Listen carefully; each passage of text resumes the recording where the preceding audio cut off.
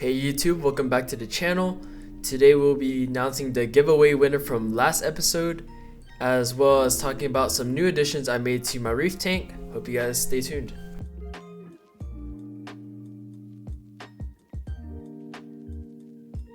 Alright, so we will be picking the winner from the last video.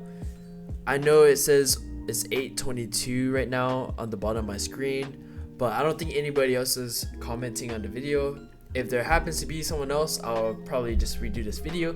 So I went ahead and entered the link and let's pick a winner. Alright, Z-Man, congratulations.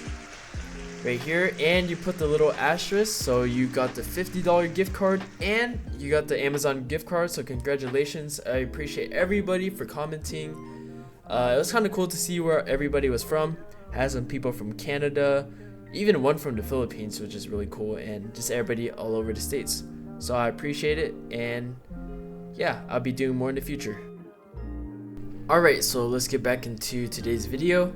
So over the last weekend I picked up some really nice Zoas here. I have the GMK, I have one head of that one, two heads of the Exospheres, and some burning embers. I found them from a guy locally who was selling them.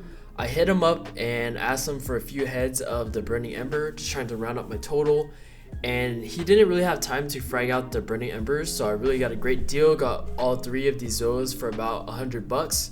If you guys are asking me, that is such a great deal. I could not resist, and I'm really thankful that I found this guy. They are looking a little pissed off right now because this was probably a few minutes after I dropped them into the tank. This was about a few hours later. Opened up, looking super nice. Burning Ember still a little pissed off. In the past, I did keep those strain of Zoas and they grew really well for me during like 2 weeks, and randomly they just melted overnight. So I'm really hoping that these won't melt on me, and crossing my fingers. GMKs are really popular in the hobby, and that one is definitely on my bucket list, so I can finally cross it off now. In other news, I picked up some phytho from DAG this last weekend. They even hand wrote a note for me, which is, super nice. I can't believe they even had time to do this, and their customer service is always amazing. I picked up some phytho to just hopefully kind of keep my copepod population up inside my tank, because I do have a green mandarin and 2 wrasses, so I don't want them to be starving. At the time of me editing this, these codes still work, so make sure you take advantage because they have some great stuff. Alright, next we have Octo Aquatics.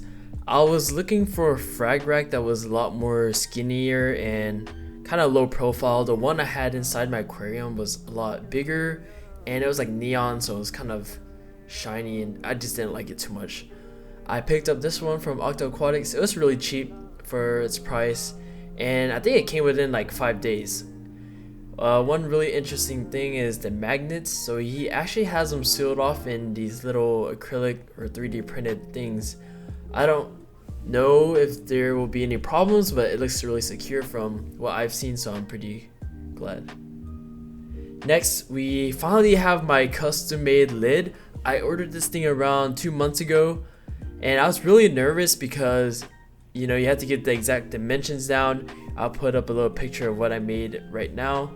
As you guys can see, this next version that he sent back was a lot better, and yeah, this is what I really wanted. Mainly I wanted 2 holes for my radion lights and some extra space, this little circle here for a little feeding spot for my auto fish feeder, and yeah, everything really ended up being nice. I really liked how light it was. So this is the problem with ordering it 2 months ago. I didn't know I would have these gyres, or else I would have cut some holes near the overflow, but that ended up being not too much of a problem because I snuck them in with the holes for the radion mounts. Now I did kind of think ahead, and I put wire holes at the edges of the lid near the corners right here, as you guys can see, kind of there at the top, but overall it wasn't too big of a problem. Looking back, I wish I made a bigger hole in the front, primarily to just run a syringe through the hole or just feeding like maybe flakes by hand, but that's my only really concern or complaint, but that's really my fault. I should have thought it out more. But here is my auto fish feeder. I kind of measured it to where it would land right there in the little hole. So yeah, overall really happy with the purchase. The only downside was just it taking a while, but that's expected. Alright, enough product reviews, time to finally talk about the tank. So I started feeding flake food just as a trial to see if the wrasses will maybe eat it. So far they haven't really picked at it, or I can't really tell. They kind of just looked at it, and honestly I'm not sure. Maybe give them a few more months or so and maybe they'll start picking at it. Everyone else is really happy though. I'm just worried that the wrasses and the mandarin just aren't getting enough food, so I'm trying to feed extra or train them to eat flake and pellets maybe. Let me know in the comments below how long it took for you to train your fishes to eat flake if they're really picky. My goal is to have these guys eating by December because I will be taking a trip back home, and hopefully by then everything will be able to run by itself. Alright, moving on to the rest of the tank. My Tamini tank is still really scared of the camera, so it's kind of funny whenever I have the camera out, everybody but him shows up. But here we have the Ghanies. So one thing that actually happened was I added those 2 jars in the back just so I can have flow going from the sides. I found out that with my MP40 and 10, it was just having a really hard time getting on the sides of the tank, probably because of the overflow in the middle and something to do with it having a little bit more of a narrow flow. So I removed this MP10, put it into my sump, and everything else is looking alright. So here we have the acros. I did acquire some new ones. This one is supposedly some kind of organ tort. I'm not sure. It has a little bit of green. I haven't seen one like this before. But the Miyagi tort is doing really good and finally coloring up a bit. This one is slowly recovering. I'm seeing a lot more pink and some growth, actually some little stubs. Here is the little frag rack I mentioned earlier with some Zoas and some random stuff at the top. Really enjoying the low profile look, and I might pick one up in the future if I need a place to place more frags, I guess. Here's this green acro. I don't think it's a green slimer. Some random one, not sure about the names. And overall the flow is one of the things I struggle with the most, so I'm trying to find the right flow for my hammers here at the bottom while satisfying my SPS at the top. I'm saving my money this year for October when Roofapalooza comes around so I can stock back up on my hammer garden. Here is the Exosphere. I decided to mount these guys at the bottom on their own rock. GMK is looking okay.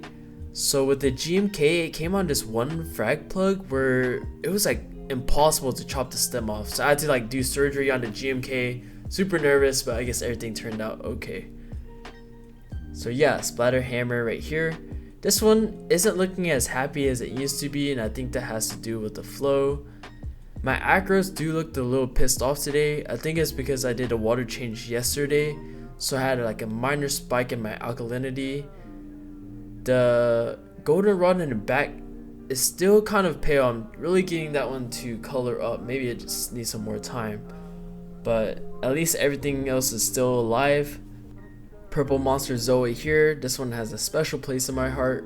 For those of you that don't know, this was like the first ever coral gift I ever got, so I've been keeping this one, or at least keeping ahead of it every time I've shut down my tank.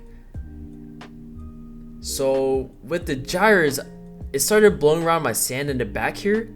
So if you guys looked at my sand like very carefully, the little shrimp in the back, you can see these little large pieces. So I actually picked up a bag of, I think it was like crushed coral or something, to just kind of hold its place and not get blown around. So that actually has been doing really well for me. This was the day I kind of added that larger sand in. It got my water super cloudy, but it wasn't too much of a problem. It kind of went down in like 10 minutes. But yeah, I was trying to show that I have those gyres in the back, just creating some backflow through these areas right here. I used to collect a lot of cyano, and just the flow wasn't really well, so my A can was getting covered. So after I added the gyres, everything really looked nice. This back rock over here is still struggling with cyano, so I'm trying to figure out a solution. I don't have one at the moment, but maybe I can figure out one in the future. So yeah, there's that sand that I mentioned that I added in right there. Overall, I was really happy, and if I had to redo my tank, I would definitely go with this bigger crushed coral sand substrate. I really enjoyed it. And bad news, while I was freaking cleaning the glass with my Tunzi scraper, I accidentally knocked one of my Sarah snails into this elegance. Like, it landed straight onto the mouth. And I tried pulling him out, but man, he's a goner. That elegance took a hold of him. So this guy is a murderer now. He has killed 2 of my snails, so I need to restock. But yeah, that wraps up today's video. Once again, congratulations to the winner.